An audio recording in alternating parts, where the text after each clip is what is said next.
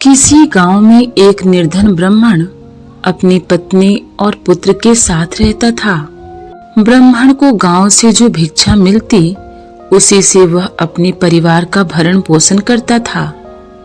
एक दिन ब्राह्मणी अपने पति से बोली, मुझे अपनी चिंता नहीं है स्वामी, मैं आपके साथ भूखी प्यासी रहकर भी जीवन व्यतीत कर सकती हूँ, लेकिन मुझे अपने बेटे की भूख प्यास नहीं देखी जाती। यह सुनकर ब्राह्मण बोला, मैं तुम्हारी भावनाओं को समझता हूँ प्रिय, लेकिन भाग्य के लेख को विधाता भी नहीं बदल सकता। हमारे भाग्य में निर्धन रहना ही लिखा है। ब्राह्मण की बात सुनकर ब्राह्मणी बोली, भाग्य के भरोसे बैठे रहना मूर्खता के सिवाय कुछ नहीं है। अगर इंसान कोशिश करे तो वह कर्म करके अपने भाग्य को बदल सकता है। आप कहीं परदेश में जाएं, मुझे विश्वास है कि आप वहां अच्छी आय करेंगे और हमारा भाग्य बदल जाएगा। अपनी पत्नी की सलाह सुनकर ब्राह्मण बोला, तुम्हारी बात तर्कसंगत है प्रिय, मगर मुझे भिक्षा मांगने और पंडिताई के सिवा कोई काम नहीं आता। तब ब्राह्मणी बोली, हमारे गांव में आपकी पंडिताई की कोई कद्र नहीं है। किसी दूसरे गांव या नगर में आपकी पंडिताई चल निकले तो हमारे बुरे दिन फिर जाएंगे। अपनी पत्नी की सलाह मानकर ब्राह्मण दूसरे नगर में पहुंच गया, मगर उसका दुर्भाग्य उस पर घात लगाए बैठा था। नगर में उसे कोई टके सिर पूछने वाला भी नहीं मिला। हालातों को देखते हुए वह ब्राह्मण सोचने लगा कि इस नगर से उसका गांव ही अच्छा है। नगरवासी तो पूरे नास्तिक हैं, उसे भिक्षा तक भी देने को तैयार नहीं है। यह सोचकर वह थक हार कर अपने गांव लौट आया और पहले की भांति पंडिताई करके और भिक्षा मांगकर अपना गुजारा करने लगा। एक दिन वह भिक्षा मांगकर लौट रहा था, तभी उधर से भगवान शिव माता पार्वती के साथ गुजरे। उस निर्धन ब्राह्मण की हालत देखकर माता पार्वती ने ब्राह्मण की तरफ संकेत करते हुए भगवान शिव से कहा, आप इस ब्राह्मण को देख रहे हैं स्वामी? शिव बोले, हाँ, वह बहुत निर्धन है और दुखी भी है। पार्वती बोली, आप उसके दुख का निवारण करें नाथ। एक तो ब्राह्मण, दूसरे दरिद्र, मुझे उसका दुख देखा नहीं जाता। तब शिव बोले, यह मृत्यु लोक है प्रिय, यहाँ हर प्राणी किसी न किसी दुख से त्रस्त है। सब अपने अपने कर्मों का फल भोग रहे हैं। तुम किस किस का दुख दूर कराओगी? तब पार्वती बोली, आपको इस निर्धन ब्राह्मण को धनवान बनाना होगा स्वामी।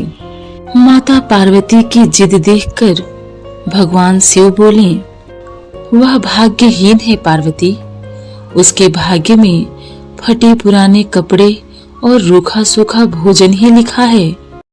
मगर माता पार्वती अपनी जिद पर अड़ी रही। अंत में हार कर भगवान शिव को पार्वती की बात माननी पड़ी।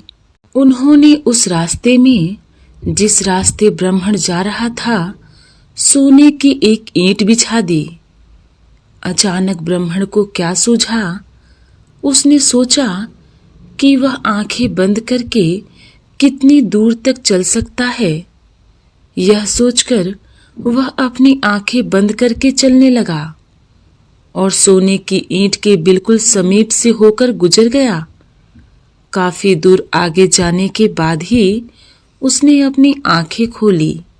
यह देखकर भगवान शिव मुस्कुराते हुए बोले, हमने तुमसे कहा था न प्रिय कि यह ब्राह्मण भाग्यहीन है। भाग्यहीन मनुष्य कभी धन प्राप्त नहीं कर सकता। और फिर भगवान शिव माता पार्वती के साथ कैलाश पर्वत लौट गए। लेकिन वहां पहुंचने के बाद भी माता पार्वती उस निर्धन ब्राह्मण के बारे में सोचने लगी। वह किसी न किसी तरह उस ब्राह्मण को देखना चाहती थीं, पार्वती को उदास देख भगवान शिव ने पूछा, क्या बात है प्रिय, इतनी उदास क्यों हो? तब माता पार्वती ने भगवान शिव से निवेदन किया, स्वामी, उस निर्धन ब्राह्मण का परिवार 3 सदस्यों का है। उनमें से आप किसी एक को धनवान बना दें। ब्राह्मण परिवार की दरिद्रता मिट जाएगी। आप उन तीनों को एक एक वर दें। मुझे उम्मीद है कि वे तीनों आपसे दौलत का ही वर मांगेंगे। इस तरह वे धनवान बन जाएंगे। तब भोलेनाथ बोले, ठीक है प्रिय, जैसा तुम चाहोगी वैसा ही होगा।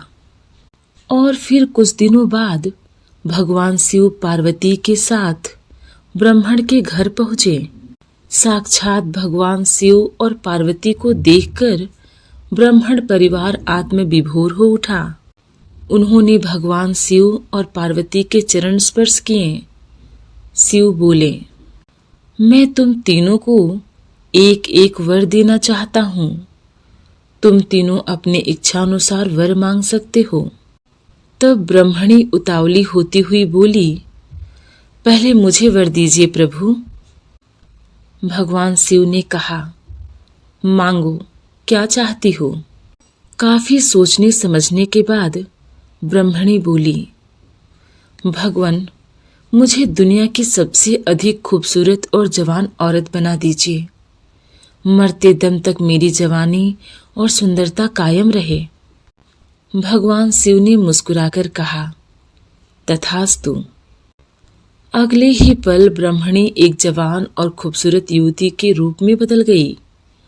उसी समय उसके घर के सामने से गांव के जमींदार का पुत्र गुजर रहा था, जो घोड़े पर सवार था।